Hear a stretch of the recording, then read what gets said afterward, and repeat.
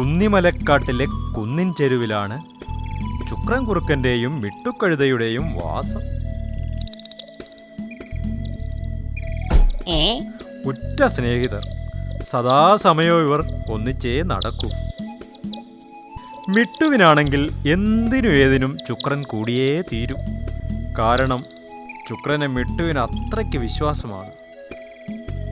എന്നാൽ ശുക്രനോ അത്രയ്ക്ക് ആത്മാർത്ഥതയില്ലതാനും.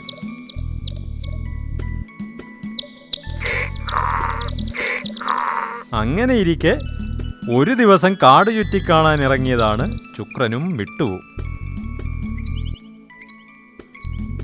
രണ്ടാളും കളിച്ചു ചിരിച്ച് വെള്ളിമല കയറിയിറങ്ങി കിന്നരിപ്പുഴയുടെ തീരത്തെത്തിയതും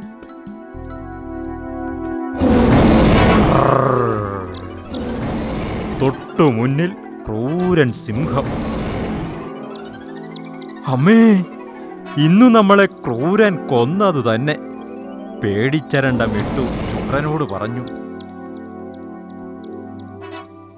കുതിച്ചു ചാടാൻ വെമ്പി നിൽക്കുന്ന സിംഹത്താനെ കണ്ടപ്പോൾ ശുക്രനും പകച്ചുപോയി.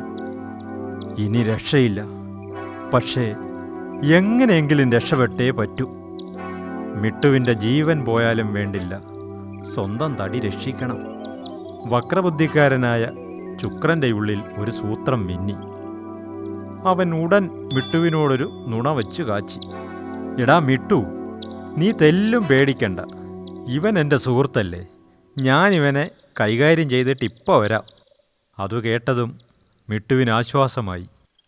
ഈ സമയം ശുക്രൻ തൊഴുകൈയോടെ വിനീതനായി ക്രൂരൻ്റെ അടുത്തെത്തി പറഞ്ഞു, പ്രഭു, ഇതാ കണ്ടോ ഒരു കഴുതയെ, ഞാനിവനെ അങ്ങേക്കായി കൊണ്ടുവന്നതാണ്. അത് നിന്റെ സുഹൃത്തല്ലേ? ശുക്രൻ്റെ ഉള്ളിലിരിപ്പ് മനസ്സിലാക്കിയ ക്രൂരൻ സംശയത്തോടെ ചോദിച്ചു. അതൊക്കെ ശരി, അങ്ങ് വിശന്ന് പൊരിഞ്ഞു വരുമ്പോൾ ആഹാരം തരേണ്ടത് എൻ്റെ കടമയല്ലേ?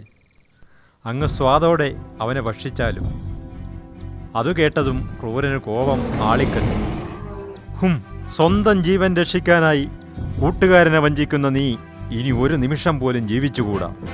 പിന്നെ ഒട്ടും വൈകിയില്ല, ക്രൂരൻ സിംഹം ശുക്രന്റെ മേൽ കുതിച്ചു ചാടി.